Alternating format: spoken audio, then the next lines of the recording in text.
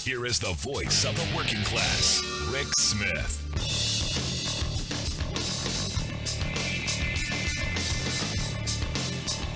And welcome, brothers, sisters, working class heroes. This is the Rick Smith Show. Thanks so much for being here today on the big program. Lots to get to, lots to talk about. First, foremost, Jon Stewart back on Capitol Hill today. This time, not fighting for the 9/11 heroes. We already helped them a little bit. This time, fighting for the soldiers that we sent into harm's way in the aftermath of 9/11.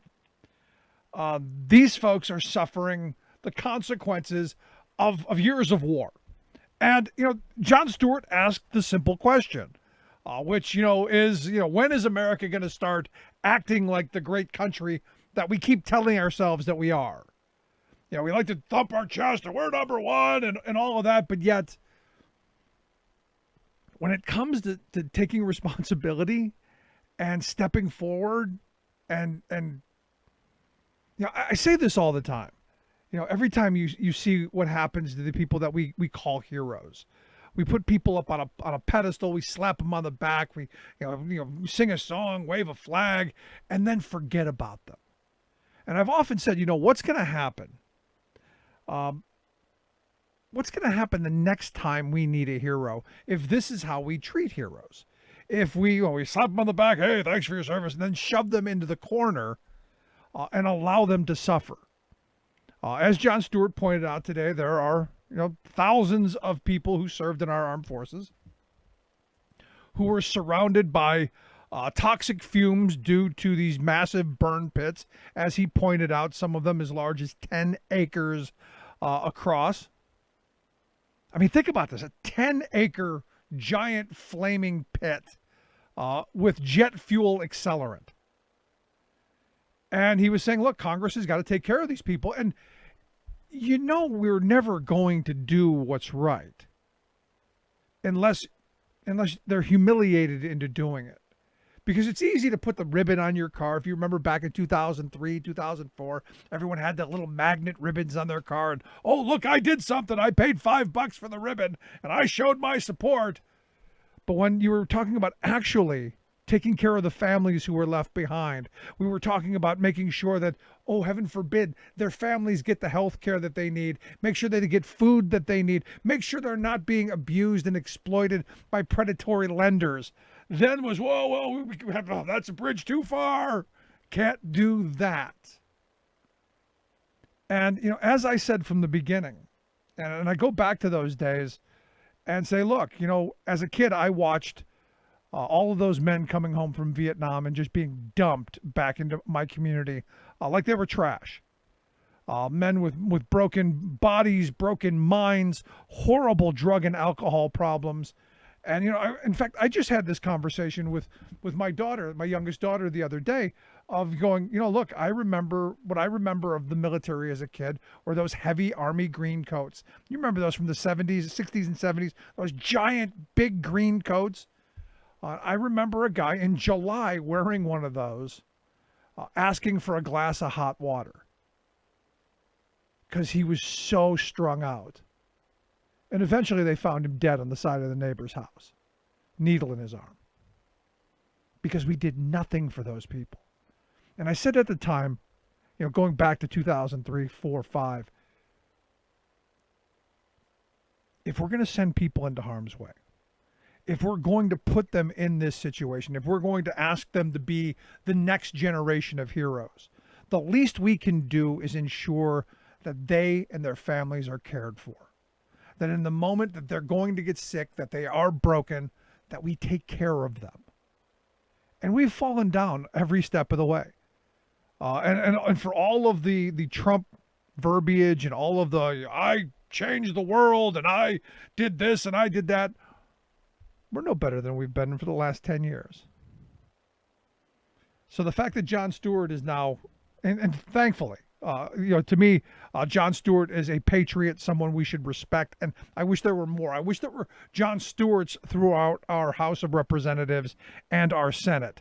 I wish there were Jon Stewarts in every agency of government. because it's disgraceful what we've allowed to happen. It really is. And I guess, look, we've got a guy in the White House who, who's called people who have made the ultimate sacrifice suckers and losers. So is it surprising that we haven't done anything? Evidently, he only likes people who didn't, one, get captured, and two, didn't get killed. And I guess three, didn't get sick. And it's one of those things where, again, is it surprising? Is it surprising that the needs of the people who fought these wars, these heroes, whether you agreed with the wars or not, and I didn't, but is it right how we treat them?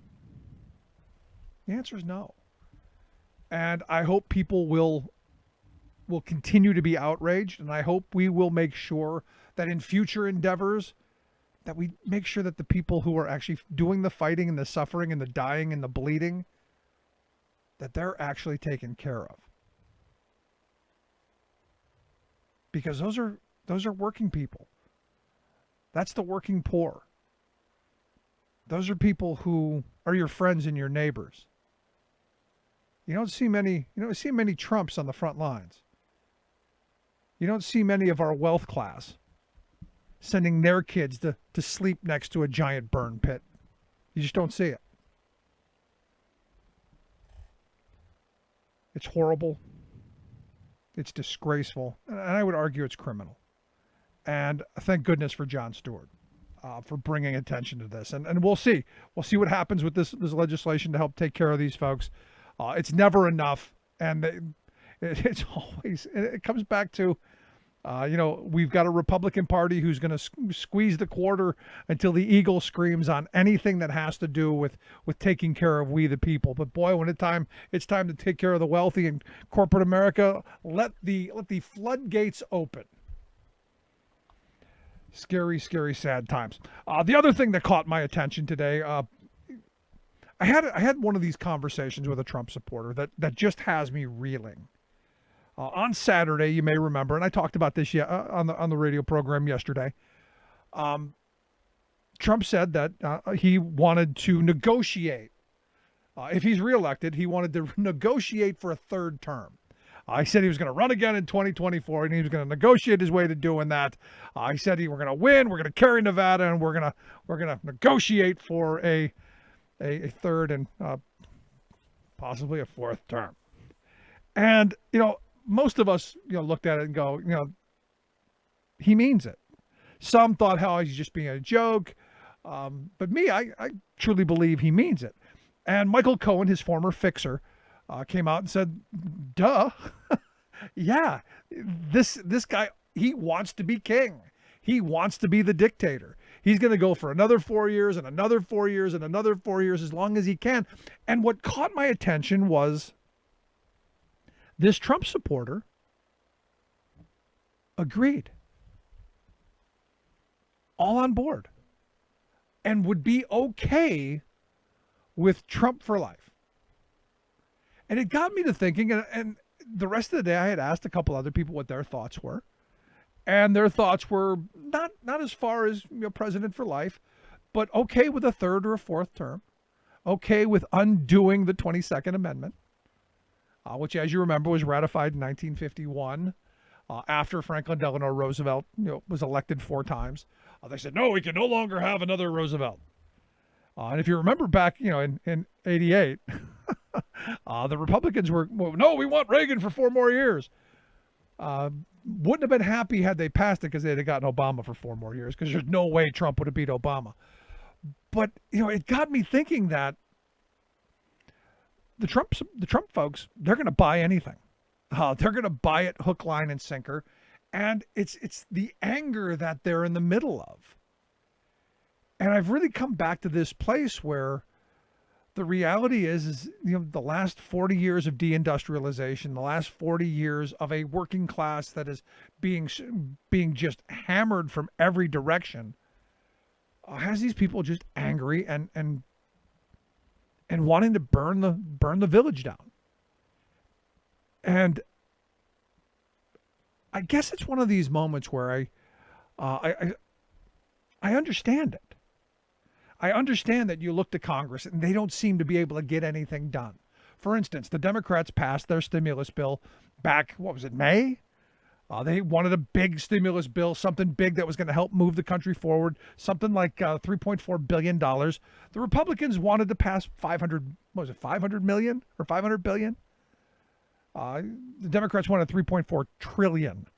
The Republicans wanted 500 billion. There's a huge gulf between there. Now Nancy Pelosi saying no one's going home for election time unless they get something. They're talking about a $1.5 trillion bill that's going to hopefully move something forward to help people who are being evicted from their homes and all of this. And what we're finding out is 62, it was just reported today that 62 of these big landlord companies, who have taken some $60 million in taxpayer money so that they don't kick people out of the house, they are now evicting people out of their homes. I guess the way it's been reported, according to Judge Legum over on his blog, the Center for Disease Control and Prevention announced a national eviction moratorium on September 1st, and these big real estate landlords, have initiated nearly 500 evictions in that time since then. And you go, I thought you weren't supposed to do that. Well, they're kicking people out of their homes, and those people generally don't know. They can't get a lawyer because they're losing their house. They don't have the money to pay their rent. How are they going to pay a lawyer $300 an hour? And these big real estate companies, they know this. So they're going to work to throw these people in the streets while keeping the money, which is, one of those moments of the balance of power. This massive imbalance of power that money has over labor. And what's interesting is my Trump supporter friends seem to be okay with that. They're okay as long as it's not them. Because they're angry and they want to burn the system down as long as it's those people. And I heard a lot of, we don't want to give those people health care. We don't want to help those people. Poor people. Screw the poor people. Because they're working harder and longer for less and less and less, and they've been under attack. And there's a new study come out today from the Rand Corporation. The Rand Corporation, I think, is fairly right down the middle. There's number crunching organization. They have found that in this country right now, median income is about 50 grand a year. That's half above, half below, median right there in the middle, 50 grand. They're saying, their analysis is saying that had workers' wages and compensation gone at the same pace that it went from the end of World War II to the mid 1970s, that middle number would be somewhere between 92,000 and 102,000, more than double. And you go, this is why people are really ticked off. This is why people are angry, because they are working harder and longer for less. You do need two incomes at least to make ends meet. Families are working 2 and 3 and 4 jobs just to make ends meet. And they found that, even the upper scale workers were getting the screw jobs. But they found that workers in the 25th percentile, those folks at the bottom, had their wages kept up, they wouldn't be making the 33 grand that they're making now. They'd be making 61 grand. They found that people in the 75th percentile, doing really well. Instead of making 81 grand a year, they'd be making 126 grand a year. That the bottom would have buoyed up, and so would have everybody else, except the folks at the top 1%. And this, again, is another one of those moments of the 99%, being screwed over by the 1%. Because currently the 1% takes in about, about 1.2 million a year. Had things kept up the way they were from the end of World War II until the mid 1970s, they'd be making about $549,000. Half, less than half. Still good money, still wealthy, still okay, still able to afford a little extra cheese on their Whopper, but not gazillionaires.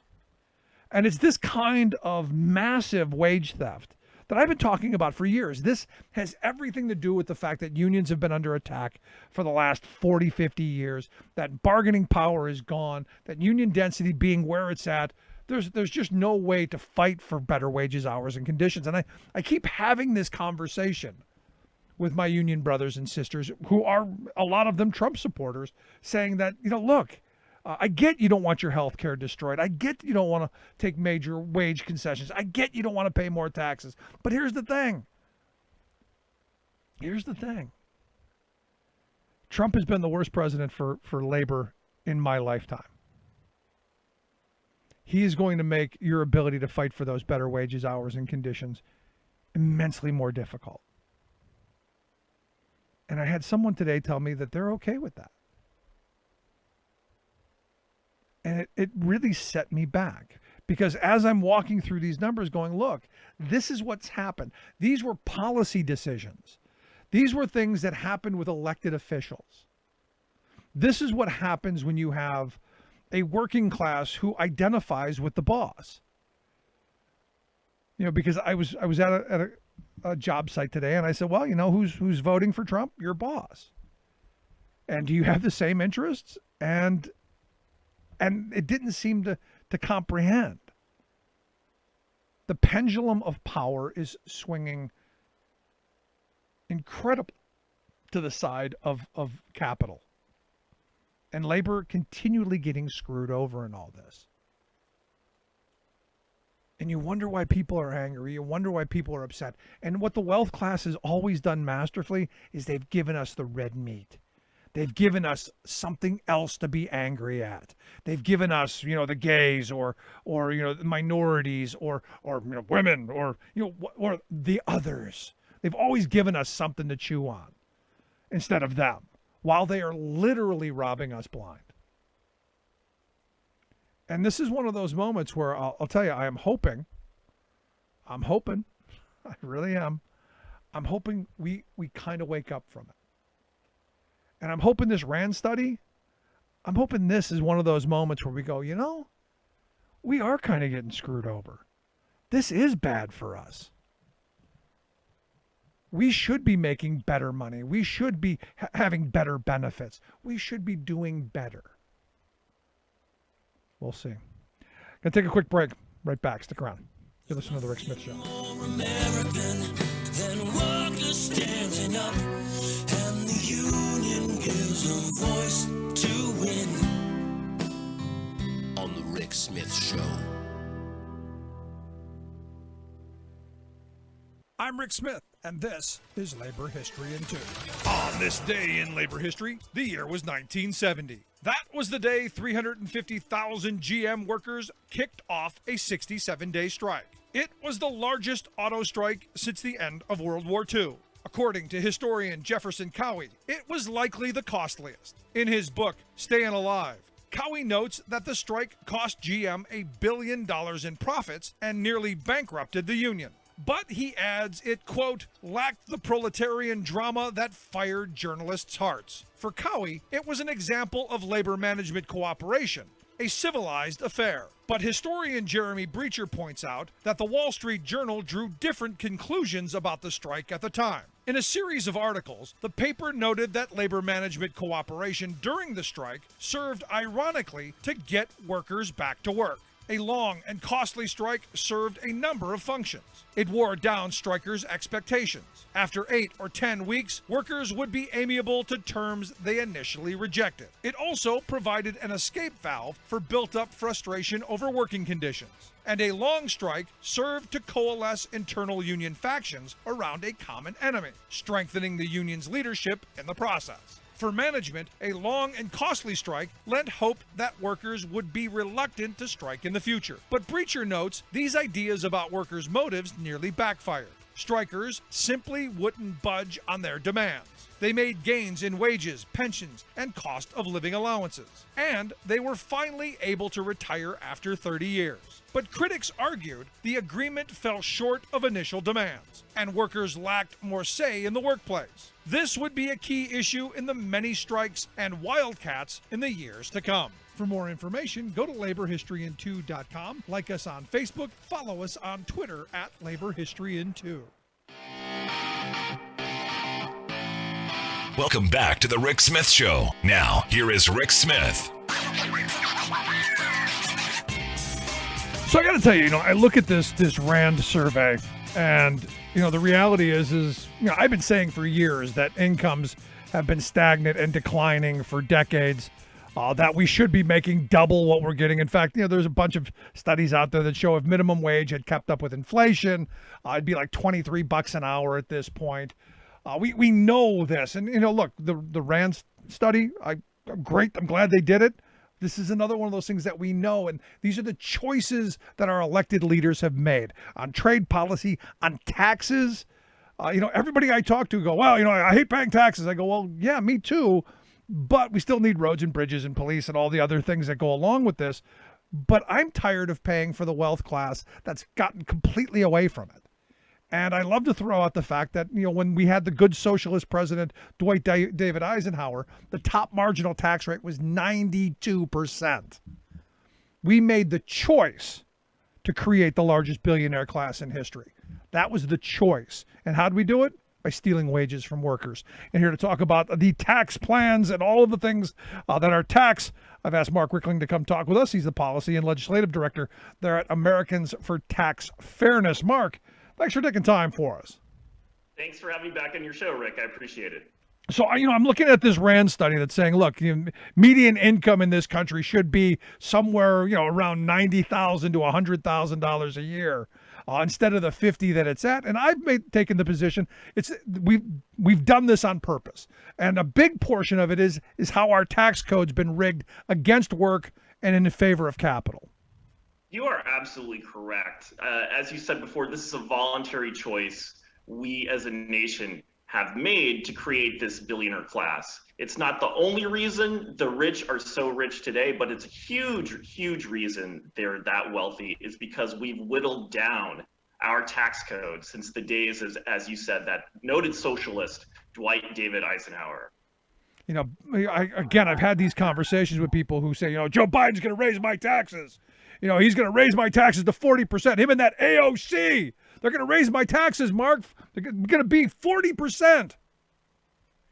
He is going to raise taxes for a certain group of people. And so Joe Biden has drawn a line. And it's not fair, but someone like me that's convinced of the fact the rich and corporations are not paying their fair share, I would characterize Joe Biden's plan as low-hanging fruit.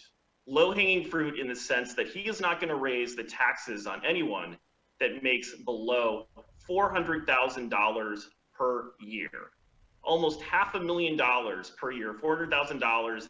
The Joe Biden plan does not touch those income earners. So, I'm not naive enough to know that even though I think it's low-hanging fruit from the perspective that the rich are not paying their fair share, I live and work here in D.C., and I know that's going to be a huge fight if Joe Biden wins the election to get that tax plan passed through Congress, with the billionaires and their lobbyists are going to be fighting that tooth and nail.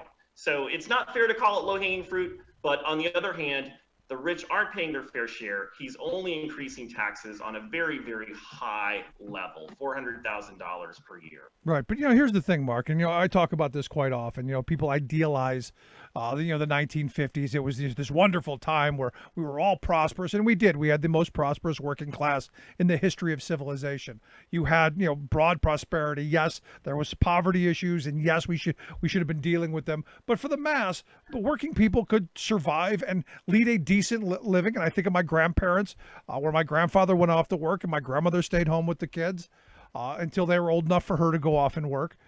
You could survive on one income. That is nearly impossible in this day and age because wages have been stagnant.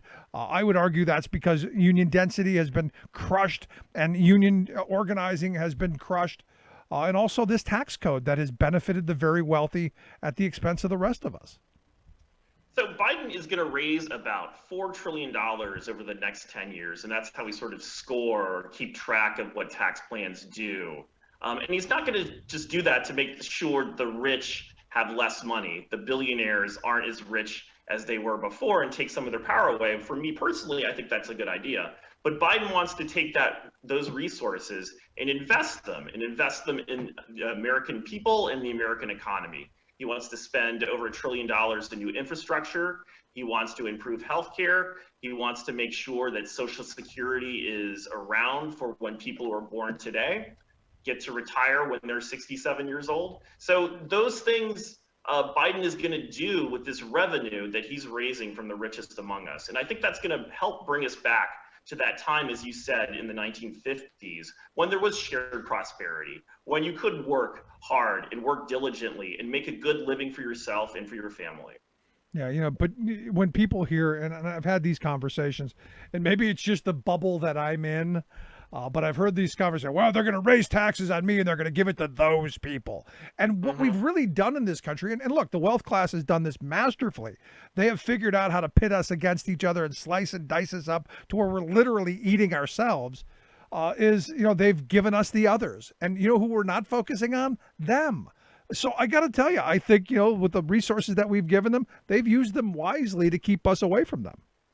I think that's true to a certain extent, but on the other hand, we've done a lot of polling around taxes, and the idea that the rich and corporations are not paying their fair share, that's something that polls well across the ideological spectrum.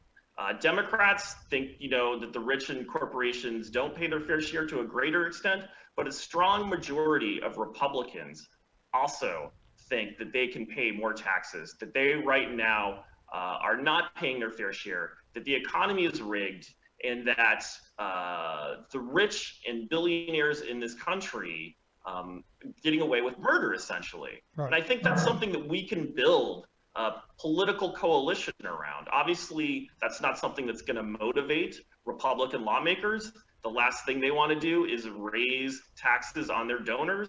But I think their voters, if we can get to them and we can organize them, this is, a kernel of something we can build a new coalition around for a better tomorrow.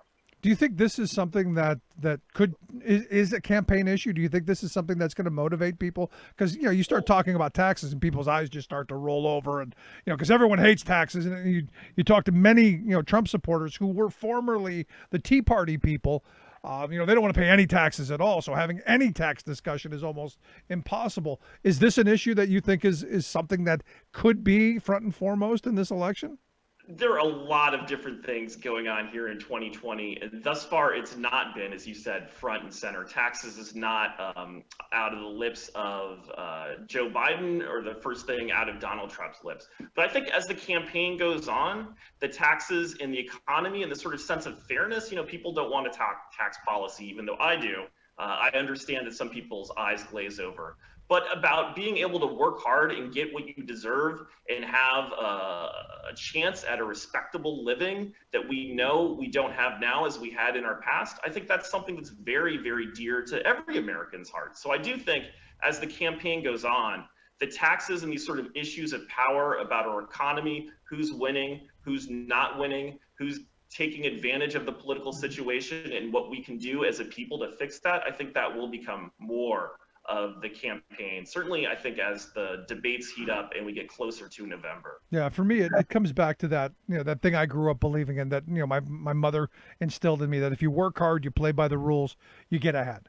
And, that to me is important. And as you point out, you use the word deserve, I would use the word earn. You should get what you earn. And that to me is an important, I guess it's the working class liberal in me. But, it's if you work hard and you play by the rules, you should absolutely get ahead. I think you're actually right. And just to go back to the tax policy, I think there are a couple things, at least from the other side of the political spectrum from the Trump campaign, that haven't been publicized enough. A couple weeks ago, Donald Trump said he wanted to terminate the Social Security tax. This was, I think, on his part, a confusion, something that he got mixed up on, where he has this executive order to stop the payroll tax, and he just was going to forgive that. But then he said something stupid, and then he doubled down on it. He said, well, I'm going to get rid of the payroll tax, and we're not going to need to collect that. This is the most successful program in American history. Started in the New Deal on the Great Depression, tackling the problem of old age poverty. And as you said, deserved. People work for this, they pay into it. And Donald Trump wants to stop that tax that funds this program. The Social Security actuary, the person that looks at the finances, Democratic legislators wrote to the Social Security Administration, what would happen if we got rid of this Social Security payroll tax that we all pay 6.2%, an individual employer pays the other half? The program would run out of money in 3 years, be totally out of money. Trump says he's going to fill that with general revenues. That's trillions and trillions of dollars we don't have.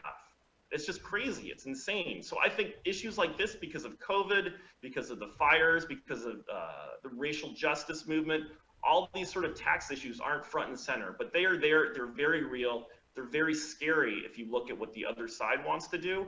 And I would say conversely, if you look at what Joe Biden wants to do, we can start to build back better, build a better tomorrow that you were talking about that we used to have in this country. No, you're absolutely right. The thing that gets me, and I'm a tax policy guy, because I think for me, everything comes back to the color green. Everything comes back down to money and how the economic pie is divided. And, for most of my life, what we've seen massive tax cuts for the very wealthy and policies aimed at making them richer and richer, and policies that have been aimed at making the working class, well, much more desperate, much more exploitable. And as someone who has studied labor history, I have a feeling where this takes us back to. We end up back to the Lochner era. We end up back to, if you're hungry enough and desperate enough to work in poverty conditions, in horribly dangerous conditions, well, hey, that was your choice. That was your liberty. That was your liberty, Mark. Yeah, I think the Lochner era, a little bit outside the tax realm, but is exactly right. We saw in Pennsylvania, a federal judge strike down the COVID provisions by the government there. This is straight out of the Gilded Age. Essentially, judges saying, you, the government, you can't do anything to regulate the workplace, to make anything good for people again. But to go back to that trickle-down theory that you invoked, tax cuts for rich people, Donald Trump has a tax plan for that. Right now, income from wealth, capital gains, are taxed at a lower level than taxes you and I pay for our ordinary income, for our wage income, what gets taken out of our paychecks every 2 weeks. So the maximum rate that rich people, I think over $600,000 pay on that income, is around 37%. Well, the maximum rate they pay from wealth, from like their stock returns, their dividends, is 20%.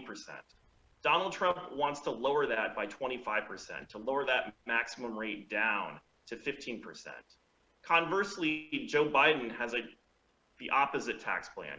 He wants to equalize the rate people pay on their ordinary taxes, like you and I do, with those capital gains, with those stock dividends, income from wealth.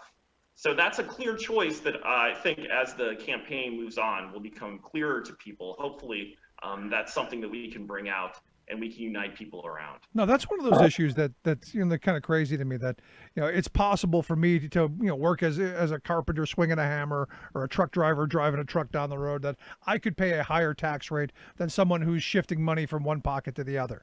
I find that just impossible to comprehend.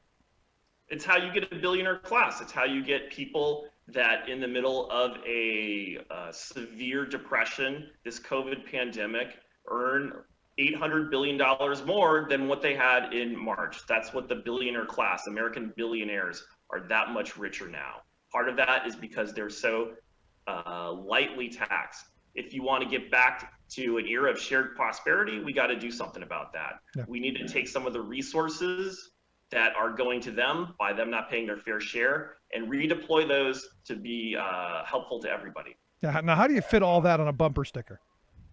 That's a little bit tough.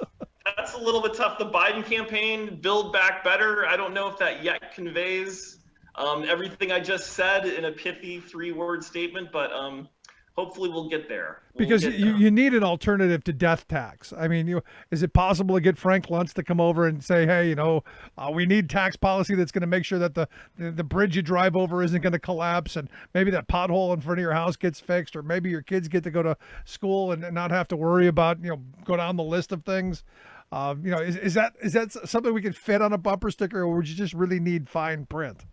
I think, it's great that you mentioned Frank Lutz, and that was just a masterful, it was the other side, but a masterful exercise in political organizing, convincing ordinary Americans that they would face this estate tax when they died. Right now, the estate tax, $22 million is the floor. So unless your estate is $22 million, you don't have to pay the estate tax. And yet I hear people all the time tell me I shouldn't have to pay taxes when I die. And I'm going, I'll tell you, I would love to pay taxes when I die.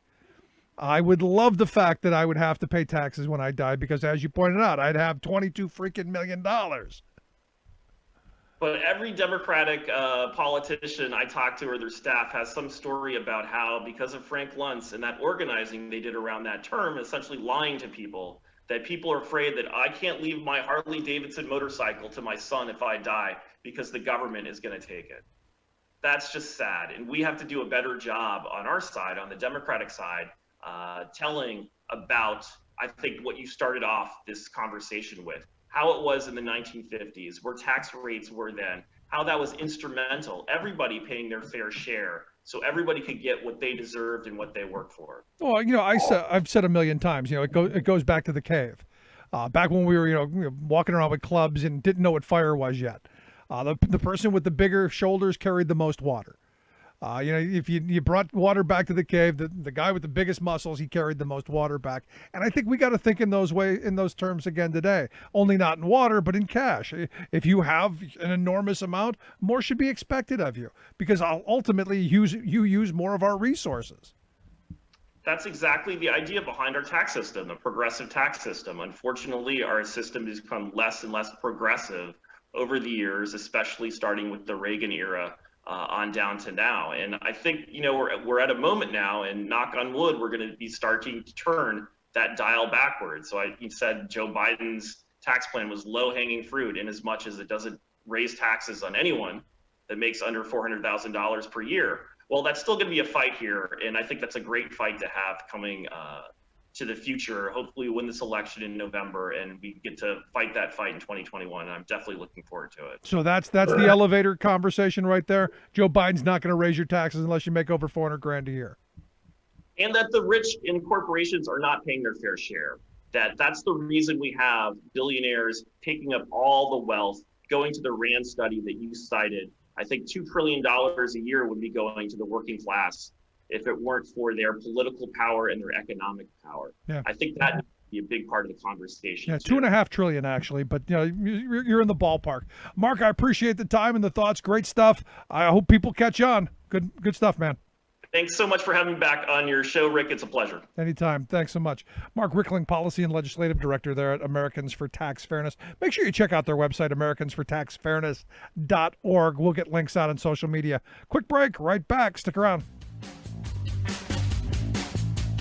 Remembering that united we bargain, divided we beg. Rick Smith.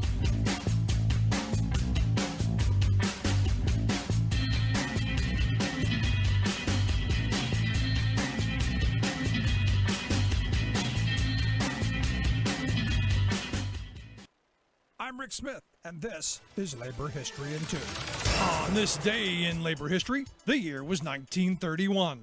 That was the day that came to be known as the Invergordon Mutiny in Scotland. The global depression had begun to sweep across Europe. In response to the economic crisis, the British government began cutting the pay of public sector workers. This included those in the armed forces. This came at a time when more workers were joining the armed forces because of the rising unemployment that ravaged the private sector. For those in the Navy, the proposed pay cuts were 10% for officers and as high as 25% for those under the rank of petty officer. As news of the pay cuts spread, sailors at Invergordon held meetings to discuss their response. Invergordon, Scotland had become an important harbor for the British fleet during World War I. The sailors decided to strike. On the day of the strike, several ships were scheduled to participate in exercises. But the sailors on 4 vessels refused to take their ships out of the harbor. Many men did not report for duty. Naval leaders gave in quickly, reducing the severity of the pay cuts. But many of the leaders of the strike faced reprisals. Some were jailed, Others were drummed out of the Navy. Spies for the Admiralty went below decks to monitor the sailors and report those who might cause future trouble. Government leaders tried to keep the news of the strike out of the news. But workers' rallies against public sector cuts spread to cities like Glasgow and London. The strike also caused a panic at the London Stock Exchange. Labor History in 2 brought to you by the Illinois Labor History Society and The Rick Smith Show. For more information, go to laborhistoryin2.com, like us on Facebook, and follow us on the Twitters at Labor History in 2.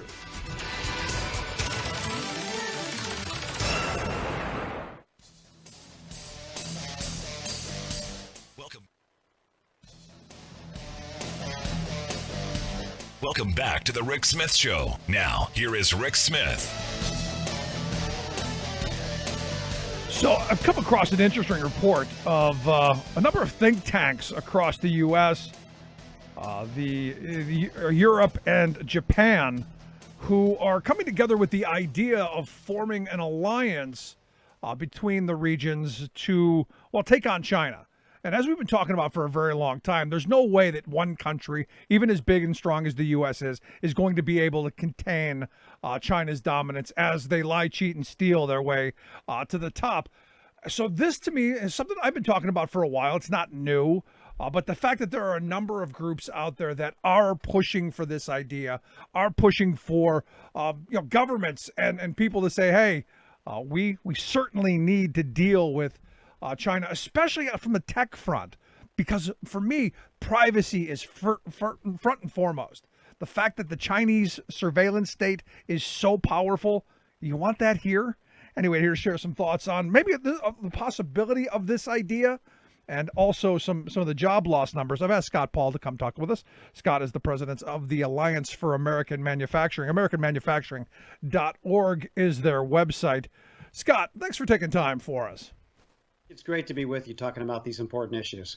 So, help me here because, I'm looking at this, this idea. These think tanks are possibly proposing this idea. The report's not completely out yet. But this idea of bringing, parts of Asia, parts of Europe, and in the U.S. together in kind of an alliance to say, you know what, on the tech front, we need to go in another direction. Yeah, it's because, none of this happens in the vacuum. If, Donald Trump wants to put on tariffs or take other actions against China, there's still hundreds of other countries around the world where it may be business as usual with China. And so we can't go it alone. I always believe that we can provide the right kind of leadership. I think it's important to have American leadership. I also think it's important to have alliances. And this is the perfect case, and I'm going to approach it from two ways. The first way is when you're trying to either decouple or punish China for trade theft, intellectual property, trade violations. And, in our case, Trump applied some tariffs, but he did it on his own. China retaliated. The WTO said today it was illegal. That's not going to amount to anything because I actually disagree with the WTO all the time. Not that big of a deal. But the retaliation did impact some communities in the United States, in part because China had this option to trade with every other country in the world on normal terms, because we didn't enlist any other allies in this effort. And so, that's lesson one. Lesson two is exactly what you're talking about here, is that, research, development, innovation, production, all heavily subsidized in China by the Chinese government. And they have national champions. They're trying to promote their own companies. They're throwing not billions, not tens of billions, but hundreds of billions of dollars into this effort. And combined with the intellectual property theft and what have you, they've created the largest manufacturing powerhouse in the world. And their innovation is moving up the scale as well. It's not just about toys and plastic parts. It's about very sophisticated products. And so there's no government alone that can match China's resources to combat this problem. And so it makes perfect sense to try to build on our strengths, in Europe, in the United States, in the democratic parts of Asia, and elsewhere in North America, to form a consortium that can share research and development, that can share ideas, and then can make it in the Western world. Of course, I want to see it made in America, but this is the only way how we're going to balance China with the rest of the world. We can't do it on our own. I mean, we like to think that we are exceptional, and we are in many ways. But the fact of the matter is, in this global economy, we're 5% of the population. We're a significant percentage of GDP, but we're way more powerful if we have Europe and some Asian countries and some other democracies right there alongside with us. And that will prepare us, I think, well for the economic and national security competition that we're going to see as we get even further into this century. And for me, the national security problem is front and foremost because Boris Johnson from Britain was calling for this Democracy 10 summit. I'm sure you've seen this, where he's calling on them to do something about this Hawaii company, or I don't even know how you say it, but the company that we almost banned, but then we didn't, but then we almost did again. This is one of the most powerful communications companies in the world, and they're going to be one of the people at the forefront of the 5G movement. Do you really want them having the kind of control that the 5G future is going to bring? And I don't.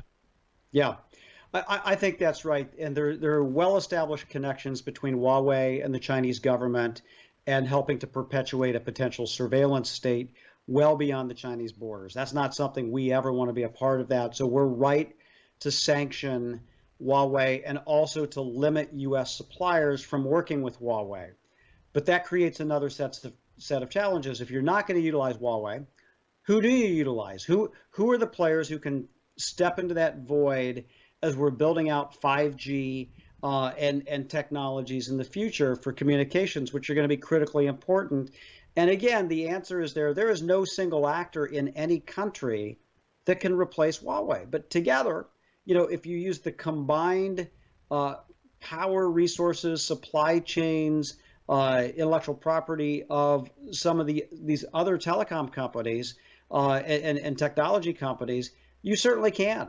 And so it makes sense to have that kind of coordination. That is a far cry, as you and I both know, Rick, from saying doing the Trans-Pacific Partnership or some other trade agreement where corporations are writing the rules at the expense of workers. That's not the way to challenge China. But if you do have democracies collaborating and saying we need to build alternatives to Huawei and to the Chinese model, then I do think that that's a good and worthy idea to pursue.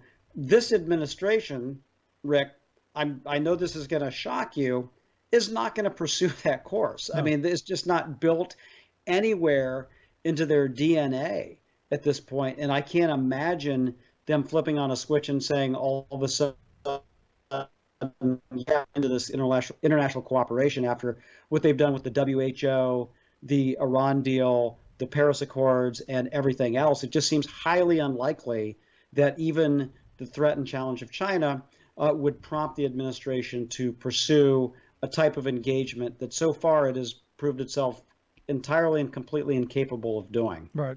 But, you said a moment ago that, this Hawaii company is the biggest in the world, and we can't at this moment compete with that. And my first thought is, how did it get to this point? How did we go from the global leader in communications and in many technology fields? How did we go to this from the point of ultimate strength to this point of now it seems like we're in a desperate moment? Yeah. Yeah, I hate to do a history lesson here, but I'm just going to say it because all the elite papers talked about the 50th anniversary of Milton Friedman's economic ideas and how you have shareholder supremacy, and this idea is 50 years old, and look what it's done. And it's certainly had impacts, and it's boosted the stock market and stock values. So if you're a shareholder in a corporation, it's been really great for you. If you're a worker, if you're in global competition and trying to play by the rules, if you've been a community that's been deindustrialized, it's been terrible for you. It's been absolutely terrible. If you're on the labor side of the equation instead of the capital side of the equation here, which is what happened. And so that's the long way and the philosophical way of explaining why we don't have any sort of a juggernaut like Huawei that China has supported within our own borders, or even honestly within kind of Western democracies. It just doesn't exist. Right. We allow our companies to freely outsource production, offshore production, to other countries, including China. We place virtually no constraints on that whatsoever. In fact, there are a lot of incentives to do that. So that's number one. And then even though we heavily subsidize agriculture, we heavily subsidize the extractive energy sector, mining and coal and oil. We don't do that at all with manufacturing outside of, say, some defense contracts, but we don't have that type of coordinated public-private partnership and investment that you do see in other parts of the world that can make a difference. And so it is going back to the democracy 10 or the other idea, that's why I think this is important. It is that we have to show that there is a role for government, a limited role, but there is a role for government in this to make a difference. It's how we help to build our manufacturing sector in the first place. I mean, it wasn't an accident that this happened. It was intentional. We said we want to make things, and we want to make things in part to keep our country safe, in part as a generator of employment.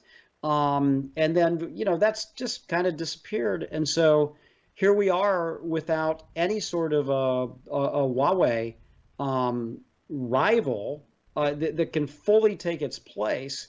And so we will have to kind of improvise and bootstrap and put something together.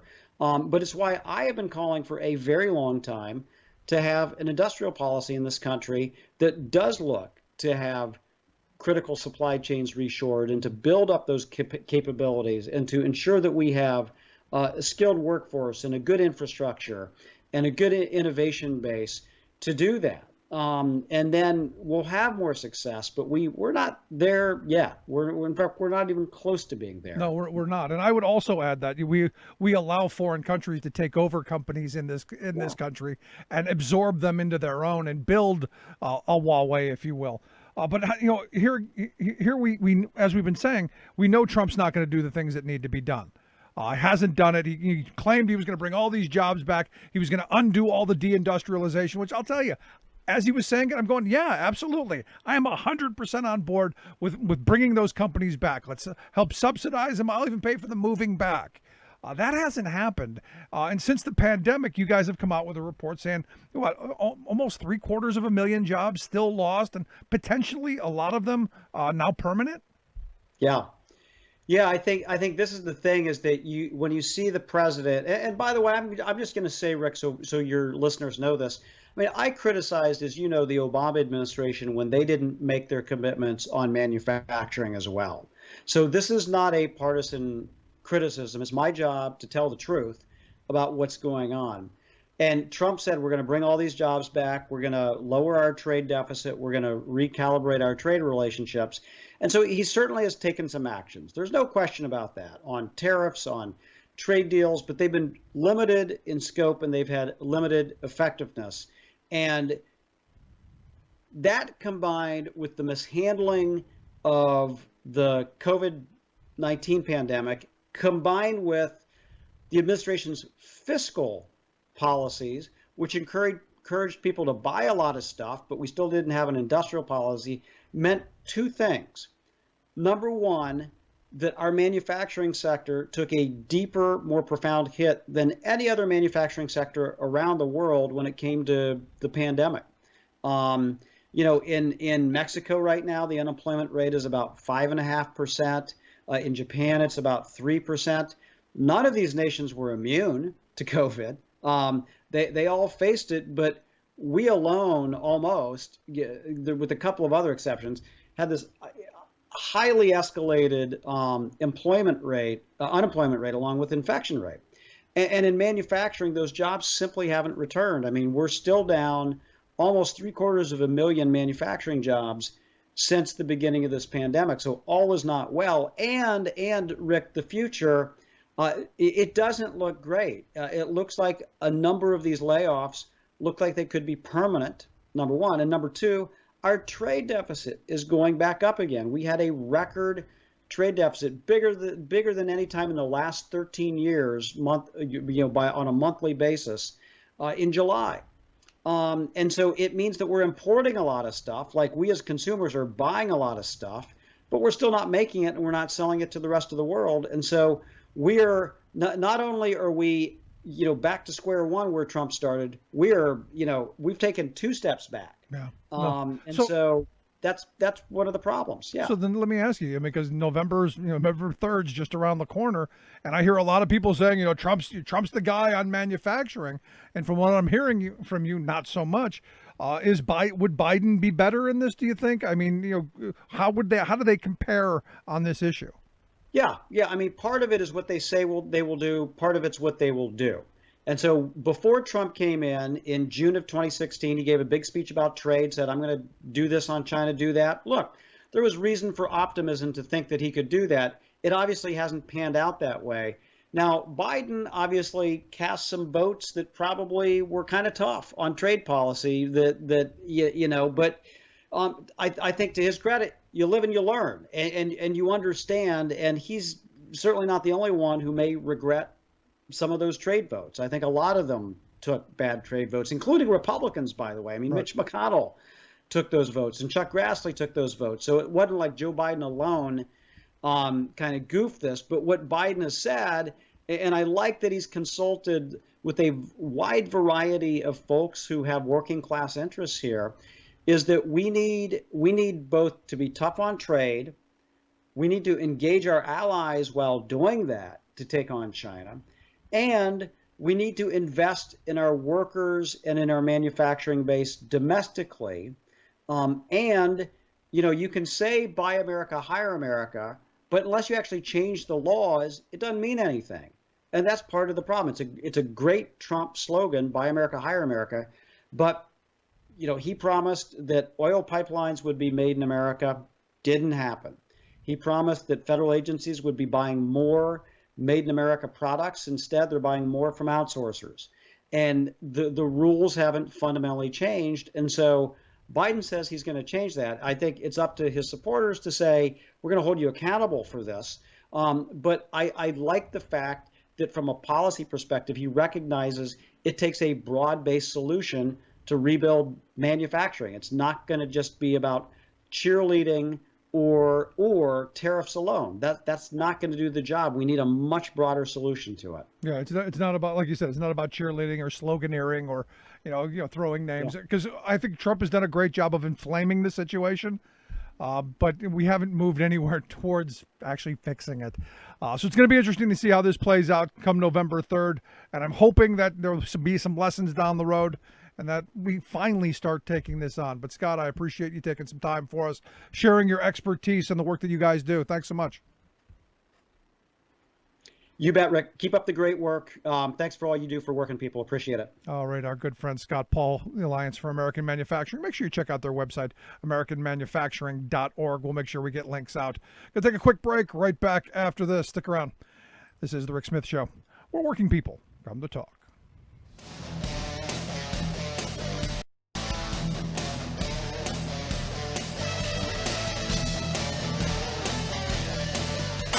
The Rick Smith Show, where working people come to talk.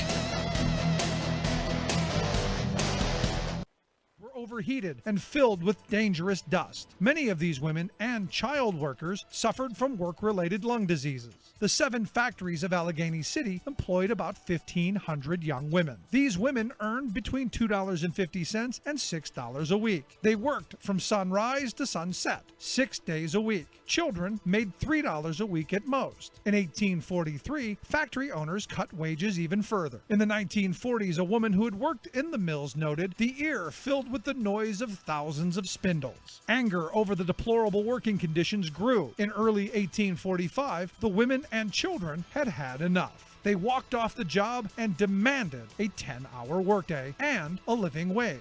Men supported them by gathering to protect the women from police attacks. After holding out for a month, the women began to return to work to survive. Some of the remaining strikers decided to try and remove the returning workers from the mills. They armed themselves with axes, but could not dislodge the workers. Public opinion turned against the striking women. Then, in September, workers marched on one of the largest area mills. The women broke down the factory gates and forcibly evicted the scab workers. The strike lasted for 6 months, but slowly, out of desperation, more and more of the women workers went back to the mills. Although the women did not get their demands, the strike drew national attention. On Independence Day in 1848, the Pennsylvania legislature put into effect a 10-hour day law. But sadly, the law had numerous loopholes and had no real enforcement. Like what you hear? Check out more at laborhistoryin2.com. COVID-19 has been a doubly deadly disaster for millions of Americans, destroying both life and livelihoods. But one of the most heartening responses to the crisis has come from the least expected place, corporate executive suites. This spring, numerous CEOs made headlines by showing some class solidarity. If we're going to wallop our workers because of a pandemic, these bosses told media interviewers, the least we can do is cut our own salaries. Yes, all in this together. Only, not really. An analytical firm looked at the books of nearly all U.S. major corporations, finding that a mere fraction had made any cuts to senior executive pay, and the few that did only made little nicks in the boss's take-home rather than real cuts. The trick is that these sacrifices only applied to official salaries. They are the tiniest part of a chief executive's compensation, which mostly is made up of bonuses, stock options, etc. For example, United Airlines, which is presently zeroing out the paychecks of 36,000 workers, docked its CEO's salary by nearly a third. Sounds like a real gesture, but that works out to less than 3% of the $22 million he's getting in total pay. So middle-income workers get the boot, while the boss still has his job, gets more than $21 million in annual pay, and claims bragging rights for being an ethical corporate chieftain. The ethical crime here is not merely in the cynical fudging of numbers, but that even in this unprecedented time of national crisis, the elites who've converted capitalism into a system of plutocratic plunder still feel entitled to cheat. This is Jim Hightower saying, if a nation's economic system doesn't care about shared sacrifice in hard times, why should the majority who pay the price and are denied the gains care about that economic system? Hightower's commentaries are brought to you by the Hightower Lowdown, the monthly newsletter with Hightower's take on what Wall Street and Washington are up to. For information, visit hightowerlowdown.org. Welcome back to the Rick Smith Show. Now, here is Rick Smith. So for the last couple years, we've been hearing a lot about prison reform because the U.S., one of the things we are actually number one in is, we lock up more people than anyone in the world. Per capita, by sheer numbers, the whole 9 yards. We've caged more people than anyone else around the world. But now we're finding out it's kind of expensive. To house them and feed them and clothe them. How can we change this system? How can, my favorite word, how can we reform things? And here to share some thoughts on how we reform our prisons, what's good, what's bad, what's ugly. I've asked Maya Shinwar to come talk with us. She's the co-author of Prisons by Any Other Name, The Harmful Consequences of Popular Reform, brand new book just out. Maya, thanks for taking time for us. Oh, well, I'm glad to be here, Rick. We are number one in the world still, right? I mean, we've let a lot of people out, but we're still number one, right? Oh, yes, we're still number one. And I think some of the conversation around release has actually been larger than the number of people released. We still have over 2.2 million people in prison in the United States. And the thing is, especially during a global pandemic, caging that many people in really tight and close quarters, probably not a really good thing for them. I mean, look, I know a lot of people say, they did something wrong, they need to be in prison. But I don't know if a death sentence is warranted.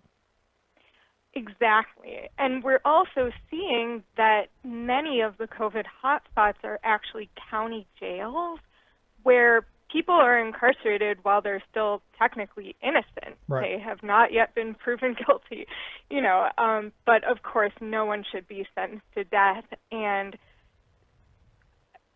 the COVID hotspots in prisons and jails around the country they lit up immediately. We predicted it and it happened, and it's still not being addressed. There have been calls for mass release since the beginning of COVID, and a really paltry number of people have been released. And even in the wake of that, many of the jails have actually gone back and are increasing their numbers again. Yeah, well, Michael Cohen got out. Right. Right. That's what matters. That's what matters. No, but here's the thing. I mean, what you're going to get from people, though, Maya, is these people are criminals. They broke the law. They've got it. They did the crime. They got to do the time. Right. Well, and I think that logic is so pervasive in this country that people have come to think that doing the time actually helps address harm and violence, that it prevents harm and violence from happening somehow. But of course, we're still a very violent country. And prison is a cycle. 2/3 of people getting out of prison are rearrested. So this isn't about somehow preventing crime, preventing violence. It's been shown again and again by the research that deterrence is not a thing. The idea that people will not do harm because they can imagine being incarcerated. That's not what's going on. So I think we really have to challenge that logic of punishment and break its relationship to harm and violence in our minds, and recognize that prison itself is actually violence. Right. We have this belief or want that prison is a place where we do rehabilitation. The sad reality is, and I think most of us who are honest realize, it's just about retribution. It's about punishment. How do we move beyond that? But and I guess there's some there are some violent offenders. There are some people who I do believe do belong to be caged up. Rapists and murderers, and I don't know that I'm getting away from that. But a lot of the people that I've seen, and the studies I've seen, and the stories that I've seen, are people who are suffering from mental illness, people who are suffering from drug and alcohol problems, a whole plethora of societal problems that I don't really know are really or should be criminal. Does that make sense? Yeah, I mean, I think part of what we need to do in challenging the system is not just challenge the institution of prisons, and this is one thing that we try to get to in Prison by Any Other Name, but we're really challenging the idea of criminalization itself, that we should be criminalizing human beings and then sentencing them to punishments that are very disconnected from whatever harm has happened, and in many cases no harm has happened. And like you mentioned, a lot of acts are criminalized that really have nothing to do with harming anyone else. And so I think we have to, first of all, challenge that equation of crime with harm, and then also challenge this idea that a person should be labeled as criminal, and then after that happens, anything can happen to them and it's totally fine. They can be installed in this authoritarian institution called a prison, or a prison by any other name, some of the institutions we discuss in our book, and everything is totally justified, any human rights violation, because this person has been handed that criminal label. Right. You talk about a prison by any other name. You may not be locked up in an institution, but we've gone to a lot of this, house arrest stuff. A lot of ankle bracelets and a lot of hyper surveillance and I think a lot of people are like, oh well, being locked in the house is much better than prison. And I was saying about Paul Manafort, I'm sure it's much better living in Paul Manafort's house than some prison. Is that a viable alternative, or is that just as bad? Right. So electronic monitoring, or electronic shackles, basically means home confinement. So people are being forced to stay at home aside from pre-approved departures. And of course, if you're a very wealthy person with an endless estate, that means a certain thing. But for most people who are arrested and incarcerated on home confinement, most people are low income or working class and are not in that kind of comfortable situation. Right. So people are sometimes faced with an inability to get emergency medical care, visit their family and friends, go grocery shopping. One person we interviewed said she couldn't even take the garbage out because it was at the end of her housing complex. And all of that is on penalty of incarceration. So if you violate the terms of your electronic monitoring, you're risking being sent to prison. So it's not this humane alternative. It's a different kind of cage. Right. I think a lot of us learned that, during the COVID lockdown. A lot of us realized that we don't want to stay home all day long. Right. Right. And I think that in this case, it's actually it's much, much more punitive, much, much, much more restrictive because people's basic needs aren't being met when they're on home confinement. And like you mentioned, this is kind of like a cost savings argument in a lot of conservative cases for electronic monitoring. They're saying, oh, we don't have to pay for people to be housed, clothed, fed, all of those things that you have in prison, even though the conditions are monstrous. On electronic monitoring, you're on your own at home. Yeah, and in a lot of cases, you actually have to pay for the monitoring. So it's a cash cow. I mean, we're making money off of locking people up now. Right, exactly.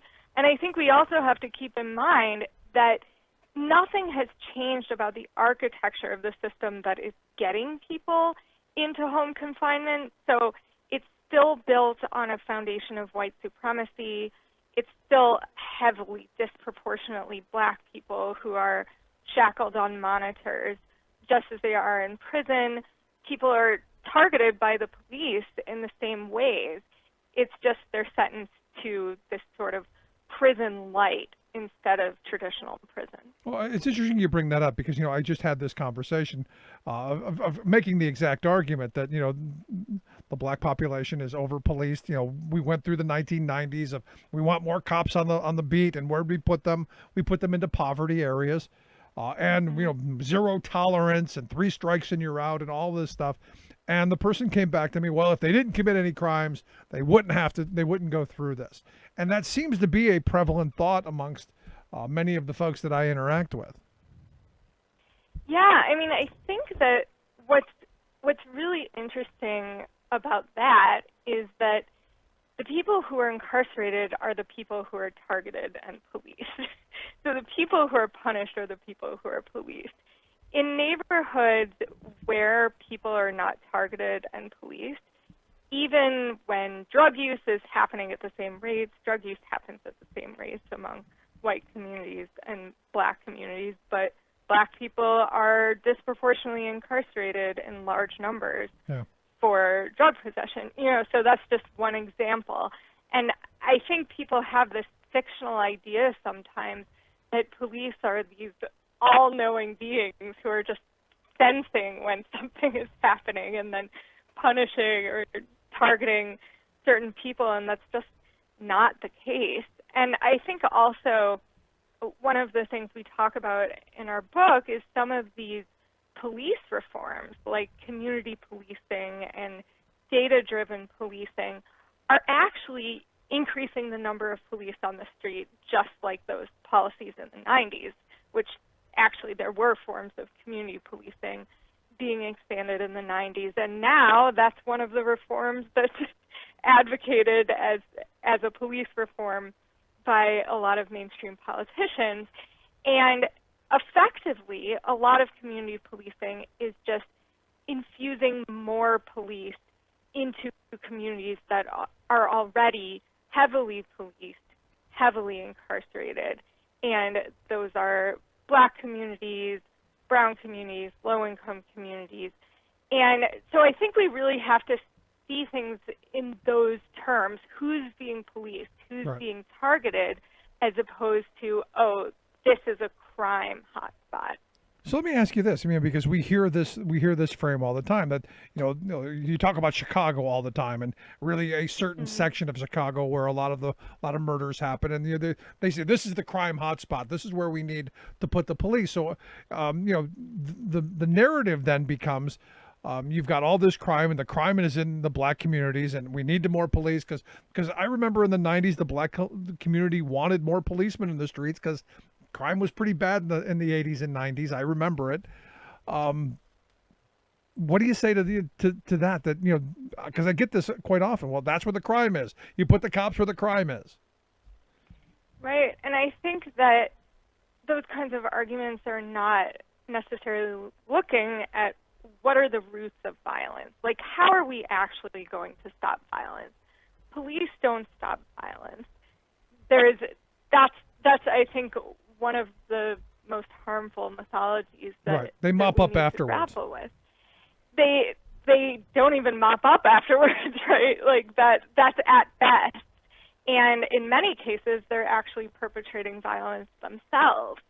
And so we need to think about what are actually the roots of violence. And a lot of times the roots of violence are poverty. The roots of violence are abandonment of whole communities. And in Chicago, actually, a lot of the work of the current Black-led, youth-led movement that's been filling the streets has to do with not only defunding the police, but how are we going to fund communities?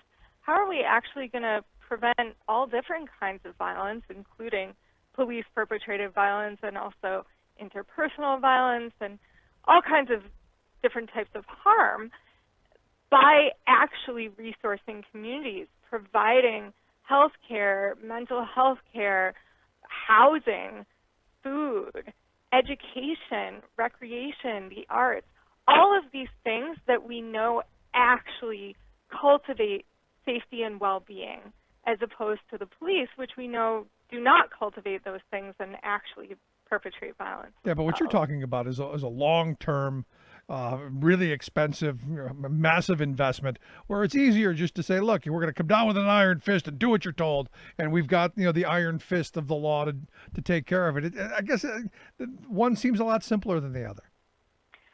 Right. It seems a lot simpler because that's what a lot of people are used to.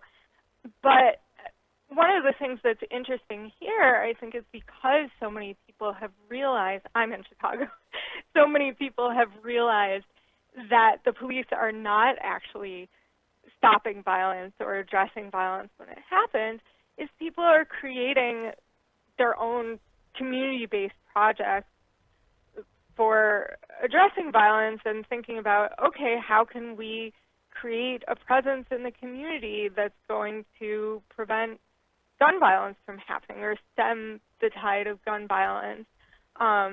So, for example, one of the projects that has gotten some attention here is Mothers Against Senseless Killings, MASK, which was started in 2015, I believe.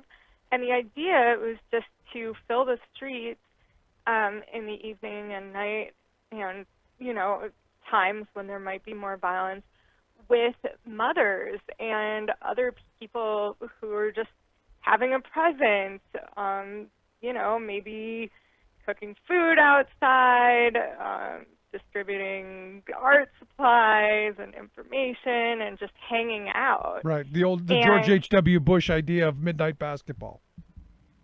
Well, except not, except like a community-based project where people are trained in different kinds of de-escalation and violence prevention, and they're part of the community that they're doing this with, and they're working at the same time to really ensure that people in the community have access to city services that they're eligible for.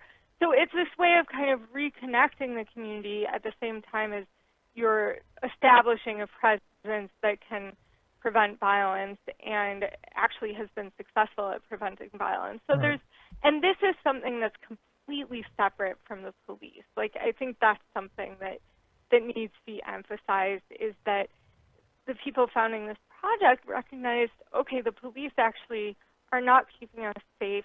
We're scared of the police because the police are enacting violence. So we need to do this ourselves. We need to start our own thing. No, but again, back to the whole idea of community policing, which, you know, I guess you could say is good and it's bad. I mean, I look at George Zimmerman and you know the mentality of people like that, and I'm more afraid of that than I am the police, to be honest with you. Oh, well, yeah. I mean, that's a separate thing. Like, I think that the idea of cultivating community safety, like that stems from community members, that stems from people taking care of each other, is very different from neighborhood watches and vigilante groups that are kind of coming up in the mold of the police and working in conjunction with the police. So George Zimmerman was part of a program that was established and fueled by the police. He saw himself as a vigilante. And a lot of those neighborhood watches are set up to basically be the eyes and ears of the police, so an extension of the police department. And in a lot of cases, that means white people or non-Black people kind of taking it upon themselves to do this racialized policing and target Black and Indigenous and trans and disabled community members. And so I think we need to kind of pick apart the different kinds of neighborhood watch, community watch, and how that relates to policing. And in the case of someone like George Zimmerman, is very, very closely tied to state policing. The book is Prison by Any Other Name, written by Maya Schnur and Victoria Law. Lots of places to get this, right? I mean, I'm sure Amazon and Powell Books and all of that, right? Yes, absolutely. Yeah, anywhere you can buy books. Last question I got for you. You know, we hear a lot about defunding the police. We hear about, is it possible to have, do you think it's possible to have no police presence? Because I've heard people saying we need to abolish the police. We need, and it seems like this utopian idea of we can all just be happy and live with each other, and everyone's going to take care of each other, and we're going to love each other, and there won't be any rapists or murderers or thieves or any of that stuff, and that we don't need prisons. We don't need any of this stuff. Do you think that's possible? Yes. I think that once we get past the idea that the police are actually currently keeping us safe, then we have to grapple with the question of, like, okay, what could actually keep us safe? The police are not keeping us safe. We see again and again the way they're enacting violence. And so part of the movement to defund the police and the movement for abolition is actually a quest for how do we actually make society safer? What are the different strategies that we can use to actually build community safety and prevent violence? Because there is so much violence in our society. It's so pervasive. And I'm not sure that anyone thinks we can eliminate rape or murder. Maybe some people think that, but I think that the idea is that we can decrease it to the point that it's not actually this pervasive part of our culture. So I think that right now we've kind of come to accept that rape and murder, well, you know, I mean, I think there are differing statistics depending on who you talk to, but, you know, rape is a much more pervasive part of our society than any statistics would show, because sexual assault is usually not reported. So to me, we need to take that more seriously. We can't accept this idea that the police are keeping us safe from rape when they're actually committing sexual assault themselves at high rates. I think that we need to, if we're really going to take these problems seriously, we need to start asking that question of how do we build safety. And part of that in my mind is moving away from police and moving toward abolition. But it's also about growing that different society. And I'm not sure that new society is about everyone living in perfect harmony and happiness, but it is about self-determination, and it's about learning how to deal with conflict and how to respond to harm in ways that are actually effective. And so you have movements for restorative justice, for transformative justice. You have movements that work to link communities and actually cultivate relationships among neighbors so that people actually know how to deal with conflict with each other without calling the police. You have education efforts that start very young, and in relation to sexual violence, part of that is sex education, right? It's about changing the culture of patriarchy, changing the culture of white supremacy, doing all these things that are actually in pursuit of safety. And I think once we start imagining that way, imagining a world without police feels a lot more possible. All right. Well, the book Prison by Any Other Name, written by Maya Chenoir. We make sure we'll get links out on how you can pick up a copy of it. Interesting topic. Maya, I appreciate you taking some time for us, and good talking with you. Oh, thank you so much, Rick. It was great. Take care. Good stuff. Maya Chenoir. Again, the book Prison by Any Other Name. We'll get links out on how you can take a look at that. Going to take a quick break. When we come back, going to talk about some exciting stuff going on in Georgia, how we make sure we get women candidates and entrepreneurs opportunities. Looking forward to that. Quick break, right back. Stick around. You listen to The Rick Smith Show. We're working people. Come to talk.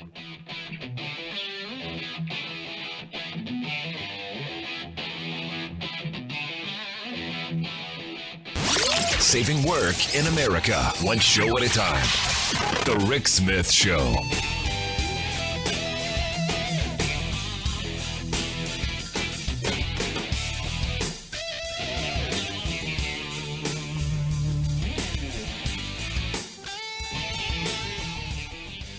I'm Rick Smith, and this is Labor History in 2. On this day in labor history, the year was 1970. That was the day 350,000 GM workers kicked off a 67-day strike. It was the largest auto strike since the end of World War II. According to historian Jefferson Cowie, it was likely the costliest. In his book, Stayin' Alive, Cowie notes that the strike cost GM $1 billion in profits and nearly bankrupted the union.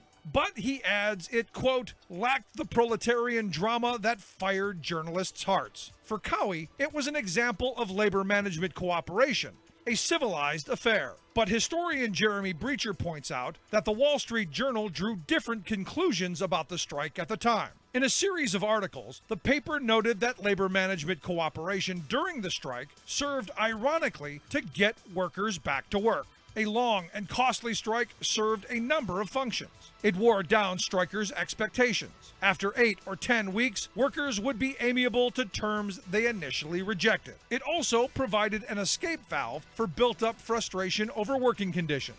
And a long strike served to coalesce internal union factions around a common enemy, strengthening the union's leadership in the process. For management, a long and costly strike lent hope that workers would be reluctant to strike in the future. But Breacher notes these ideas about workers' motives nearly backfired. Strikers simply wouldn't budge on their demands.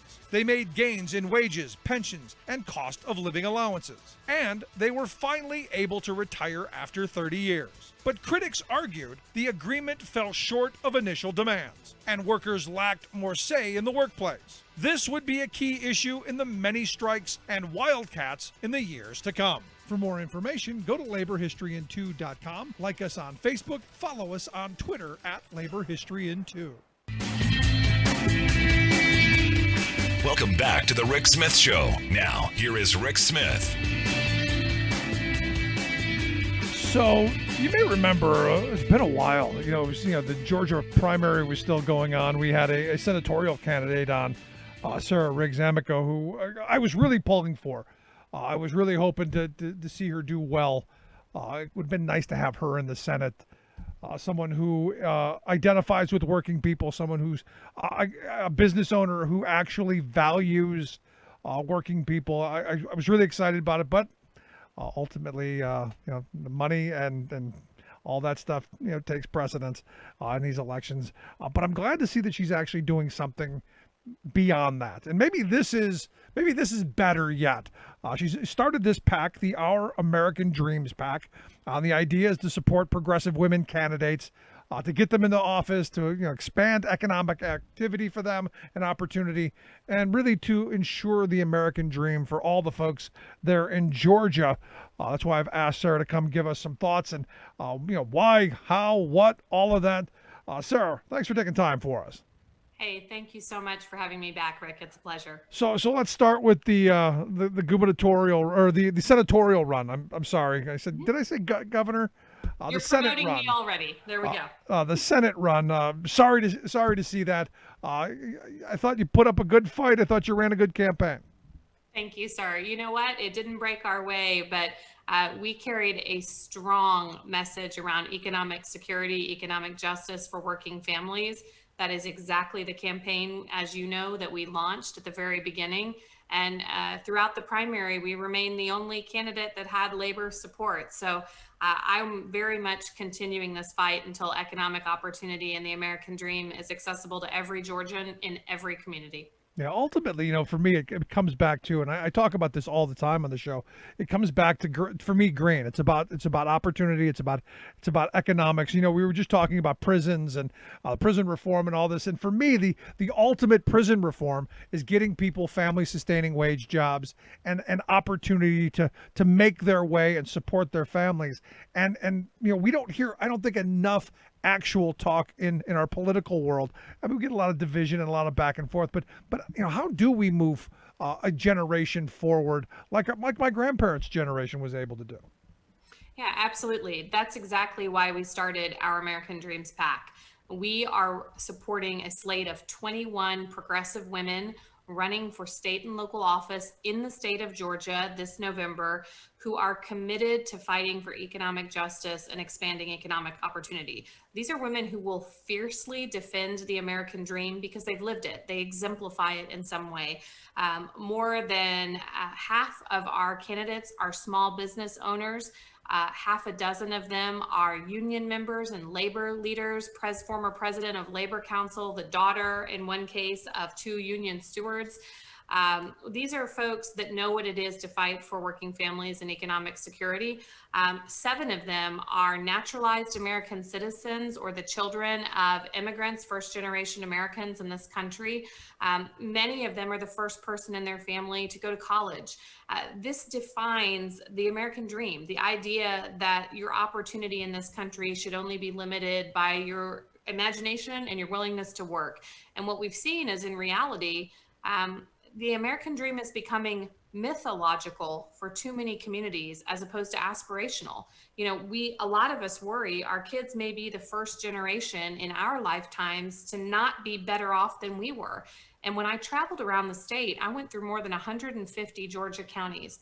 I sat in living rooms and diners and coffee shops and small businesses, and I heard people's hopes and dreams, but their fears also for the future. And that's what I saw. That whether you were Black or brown communities, whether you were in a rural community or a poor community, a lot of those people feel left out of the American dream. We have stripped, as you know and talk about frequently, labor and organizing rights from working people. We've seen skyrocketing income inequality that has left working families absolutely unable to handle this economic storm in the pandemic. And now we're seeing what they're calling the K-shaped recovery, right? Which is where the wealthiest people in our country bounce back quickly from this COVID triggered recession. And working people, those essential workers who are literally keeping us safe and fed and our nation moving in this time, they flatline. That's what the K-shaped recovery is. So I started a PAC with the idea that one way we can change the policies that have enabled that inequality, that have limited opportunity to so many communities, is to put women in office who know what it is to fight to expand opportunity because they've lived it. Yeah, but here's the thing, I don't know if you saw the Rand Corporation study today that came out that pointed out that, we've got this giant, massive inequality in this country, and they put the number at about $2.5 trillion. That's being stolen from the working class every year. In fact, the numbers that they came out were, in their words, stunning, and in my words, nothing surprising to me. For me, how do we return to an era? Because, look, I've been talking to a lot of Trump supporters lately, and they echo what you just said. They're angry, they're working harder and longer for less. Their healthcare benefits are getting worse. Their retirement's going away. They're insecure in their jobs because who knows, they could lose at any minute. And there's very little safety net under our feet. How do we reignite that idea of solidarity that my grandparents' generation fought for, so that maybe we do put people like that you're supporting into office, people who know what it's like to fear missing a paycheck, people who know what it's like to worry about getting shoes on the kids' feet. How do we do this? Because, we all talk about it's what we want, but we end up having the same millionaire club that we get every election cycle who doesn't address our needs or our concerns. Yeah, I think if you looked at the headlines yesterday, even Time magazine had a headline that said the top 1% of Americans have taken $50 trillion from the bottom 90%, and that's made the US less secure. So I think the argument and the conversation we have to talk about is the kind of world we all want to live in, the kind of world we want our kids to live in. Do you want a world where people are literally sick and dying because they're poor, and poor because they got sick?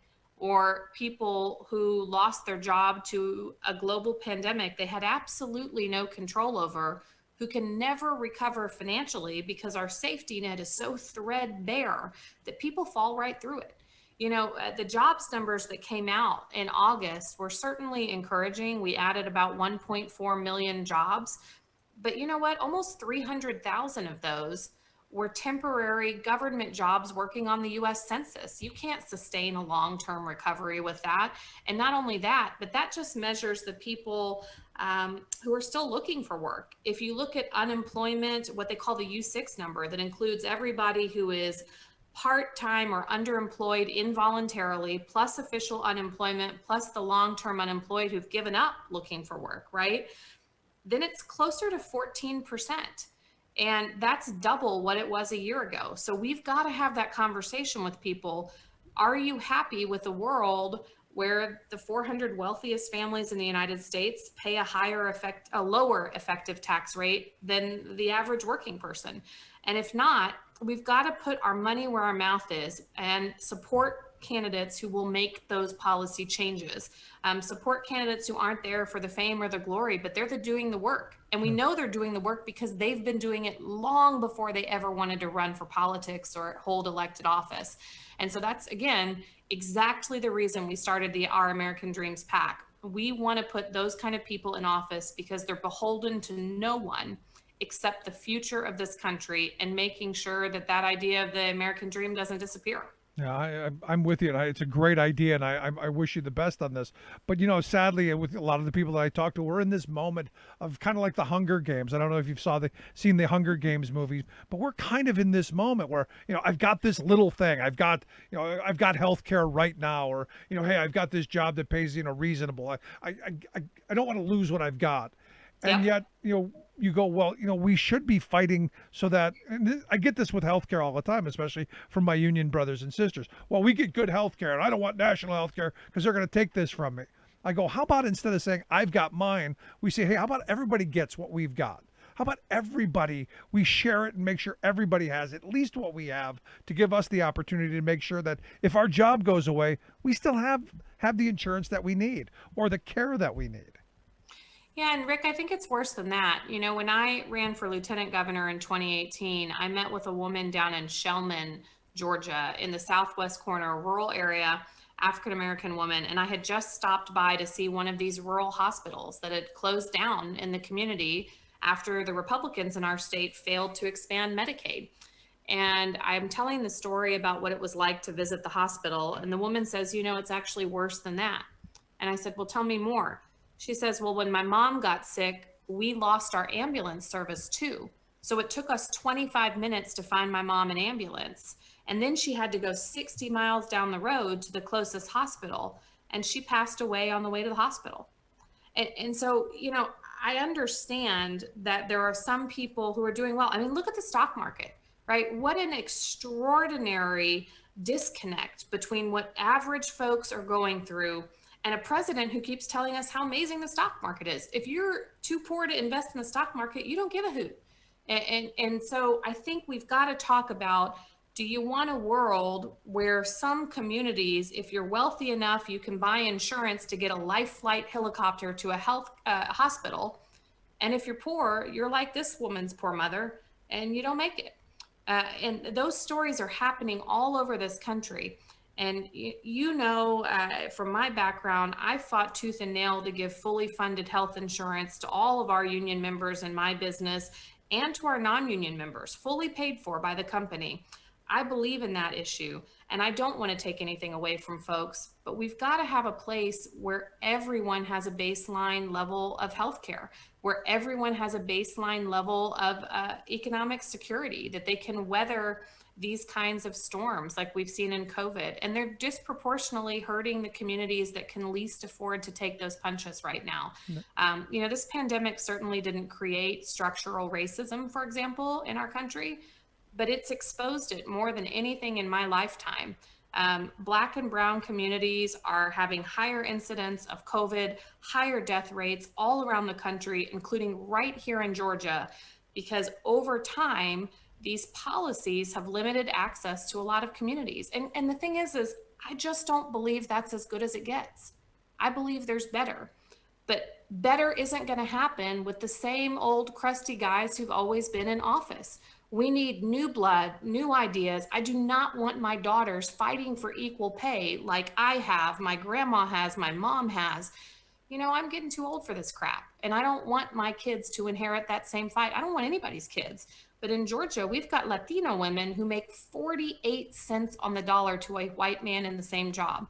So the only way I know to change that is to change the inputs into the system that makes the policy. Put those progressive women, progressive moms, progressive women, small business owners, labor leaders, put those first generation Americans and first generation achievers in office, because they're going to make darn sure that people who come next have the same access to opportunity that enabled them to build an American dream. Are you sure they're not going to kick the ladder out behind them? I am positive. You sure about that? Women, the women that we've endorsed, Rick, are amazing. We literally have a candidate who at one point was homeless and became the first person in her family to go to college, got a master's degree, and used that education and opportunity to go right back to a community where other kids needed the same help. And these are people with a heart for service. We have an immigration attorney who's fighting for people who want to come here to build the American dream, who are fighting for the women, in this private prison detention center in Ocilla, Georgia, where we've now seen forced sterilization, mass hysterectomies in an immigrant detention center right here in my state. This is not who we are as a country. And to your listeners, and I know we've got folks probably on both sides of the aisle listening, I don't think this is a partisan thing. I think this is an American thing. It's not who we are. We don't do this to those who come here seeking for a better life. And maybe we need to think about it in those terms. We shouldn't penalize communities that are already so marginalized. We've got to work harder to bring them in. So yes, I'm confident these women are going to do that. We've got candidates running for everything from school board to chairing a county commission to state senate and state house. But the one thing they all have in common is these women are not going to be out hustled. They are hard workers, and they know what it is to fight for the little guy because they've been doing it their whole lives. Good for them. Maybe Jon Stewart today, I don't know if you saw Stewart's comments, he said, when are we going to start acting like the great country we keep telling ourselves we are? And I think what you just said highlights all of that. When are we going to, to reach that higher ideal? When are we going to be that actual shining city on the hill? We've sent troops all over the world to protect the weak, the vulnerable, the disenfranchised. We have sent foreign aid and food assistance all over the world to communities that are suffering. I know we have this in our character as a country. Look, we've never been perfect, but we've always moved forward steadily, bending that arc of justice toward progress. And we've got to decide now whether we're ready to take a hard look in the mirror and realize that these same issues exist here in our country. Poverty, it's not an inevitability. It's something we could eradicate, but we need some folks with backbone.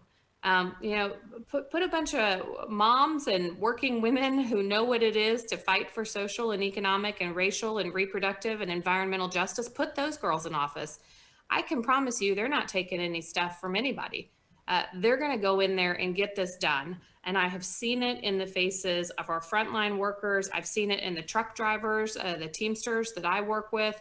I've seen it on the campaign trail in the small business owners who literally are just trying to get to the next month and make payroll. I'm all behind you. I think I can't wait. I hope women will start running the world because, I don't think they can screw things up any worse than the men have already done. Well, I appreciate the opportunity. I hope folks will check out the website. We're at ouramericandreamspac.com, and you can follow us on Twitter at our_dreams_USA. We're going to build the movement here in Georgia, and if we do this right, we're going to take the show on the road. Good stuff. I wish you the best, and I hope people will take a look at your website. We'll get links out on how folks can do that on our social media. Terrific stuff. Sarah, I appreciate the time, as always. Thank you very much. It's a pleasure. Hope you'll come back real soon. Let's take a quick break. Right back after this. Stick around. You're listening to The Rick Smith Show. We're working people. Come to talk.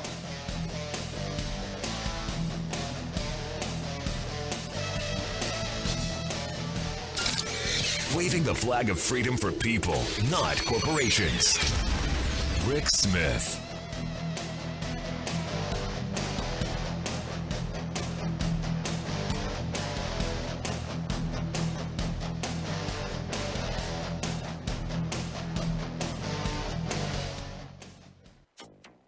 Hurricanes often come with more water than wind. This one has both. Hurricane Sally approaches the U.S. Gulf Coast with more hurricanes on the way. This is a climate dam emergency.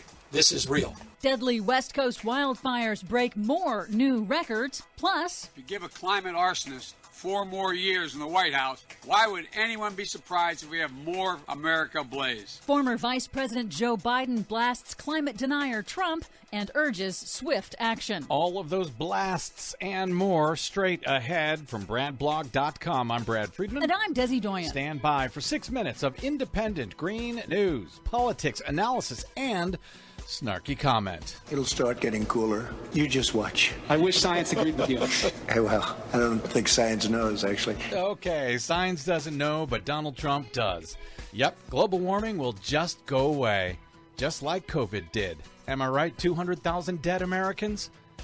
This is your Green News Report. Okay, Desi Doyen, before we get to the absolutely appalling, idiotic, disgusting, latest thing the President of the United States said, we got another hurricane coming in, don't we? Oh, hell yes, we do. We've got compounding climate disasters. Climate change intensified mega fires burning out west, a mega drought across the southwest, and Hurricane Sally bringing flooding to the Mississippi Delta, all during a pandemic straining emergency services everywhere. Other than that, things are going great. Oh, and on Monday, an enormous chunk of Greenland's ice cap broke off in the Arctic, a development that scientists say is evidence of rapid climate change. Things are going very, very well. So first up, the 2020 Atlantic hurricane season is truly historic, fueled by man-made climate change warming the oceans. There are now 5 storms spinning in the Atlantic, and that's happened only once before on record since 1850. As we go to air, Hurricane Sally is lumbering toward landfall on the Gulf Coast after rapidly intensifying to a Category 2.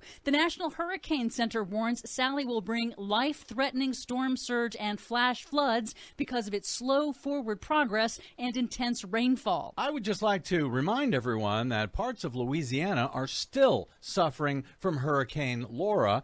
Parts of the state are still without electricity and under boil water orders. Yep. And here we are, another one coming ashore. Sally is the earliest S-named storm ever recorded, and so are tropical storms Teddy and Vicky now brewing in the Atlantic. That puts us 3 weeks ahead of the previous record hurricane season in 2005. Oh, but you know, science doesn't know what it's talking about. NOAA on Monday announced that this summer in the Northern Hemisphere was the hottest summer in history since record-keeping began in the 1850s, and that August 2020 was the second hottest August globally.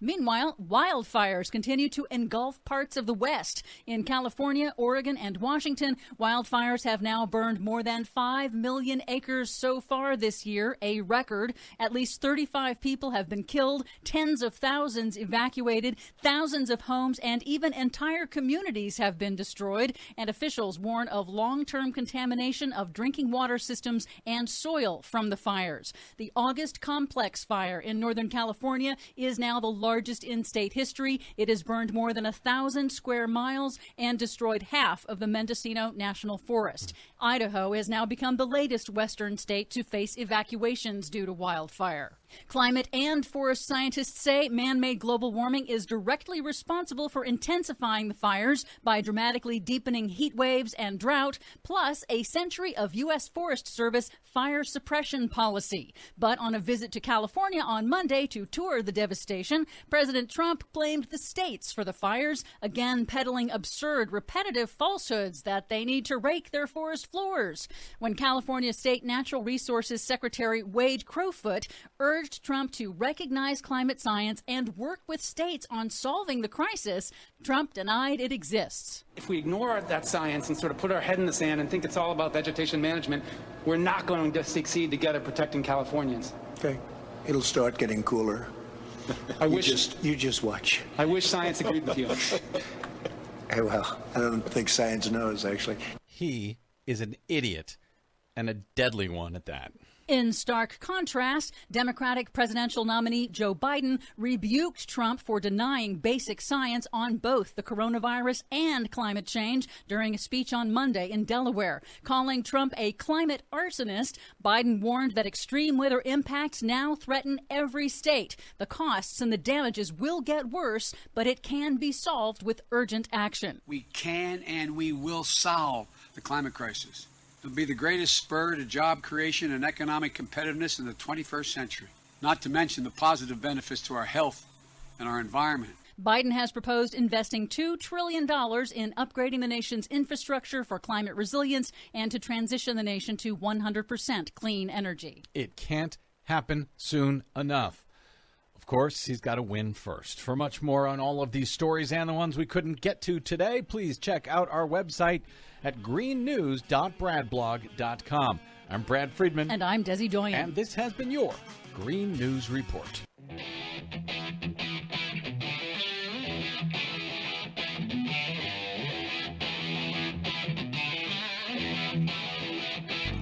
Welcome back to the Rick Smith Show. Now, here is Rick Smith.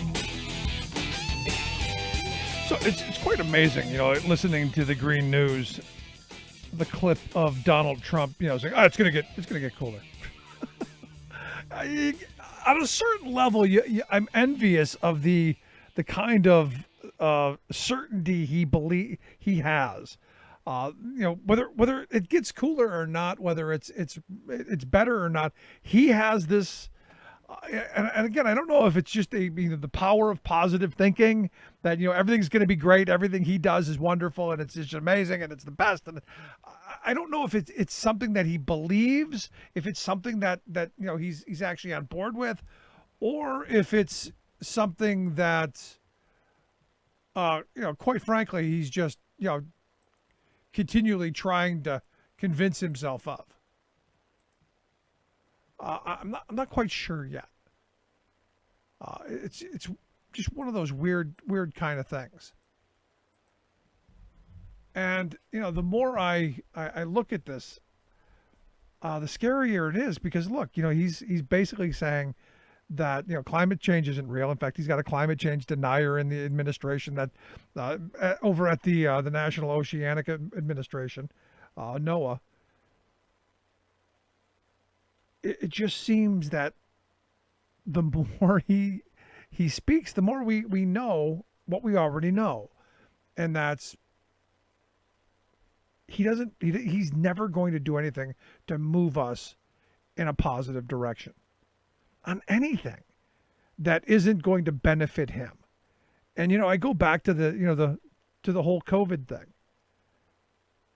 From the very beginning, he knew this was deadly. In fact, the part of the Woodward tape, there's a moment where he's talking to Bob Woodward and he goes, some guy sneezed and everybody bailed for the door because we knew it was really bad. We knew it was really deadly. And he knew this in January. This is the thing that gets me. And now understand, his cult members, his supporters, listen to everything he says. Everything he says is gospel. And I'm finding this more and more, the more I deal with Trump supporters. They regurgitate everything he says as if it were, coming down on on stone tablets from the heavens. Moses brought them down from the bush, and here it is. 15, no, 10 commandments.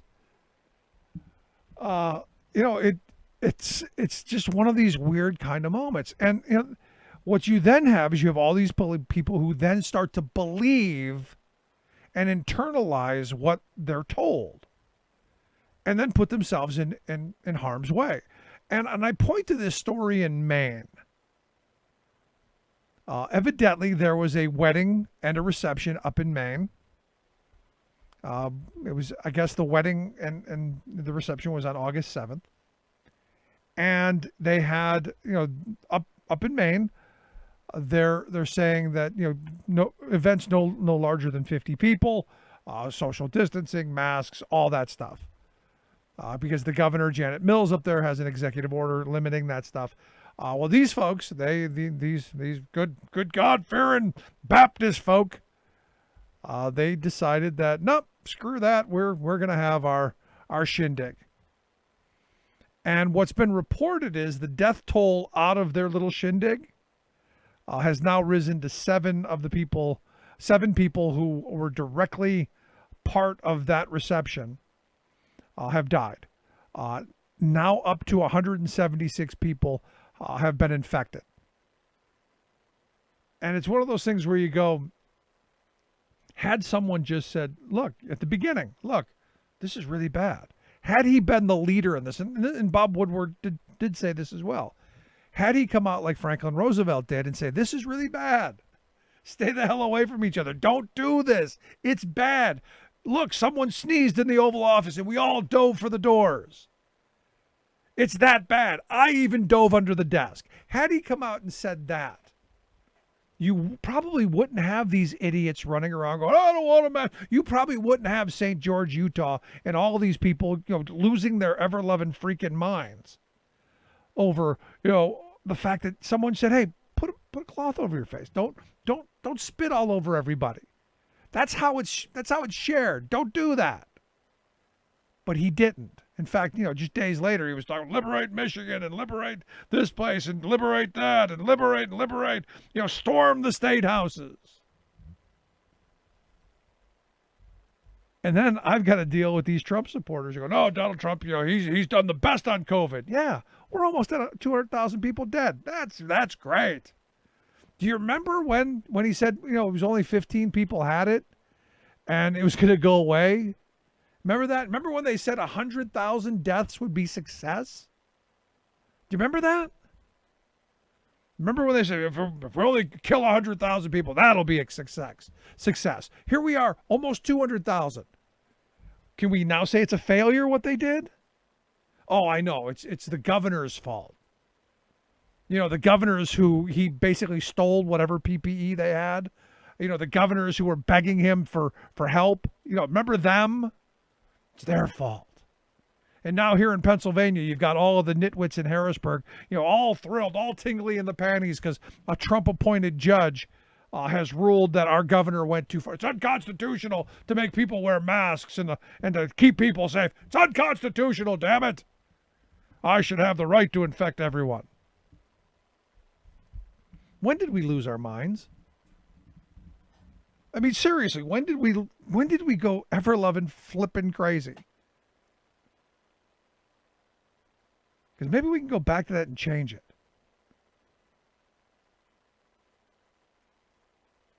And the thing is there's so much, and again, I steal a Reagan line. There's so much that our conservative and Trump cultists seem to know that isn't so. I hope this November the country finds its sanity. I hope this November the country finds its way forward and we move out of this collective insanity. Just my thought. I'd love to hear yours, though. You can email me, rick@thericksmithshow.com. If you missed any of today's program, go to the website, download the podcast, always there for you. As always, get the app on your smartphone, take the program on the go wherever you go. Thanks so much for tuning in. I appreciate it. Look forward to talking to you again real soon. We'll be back again.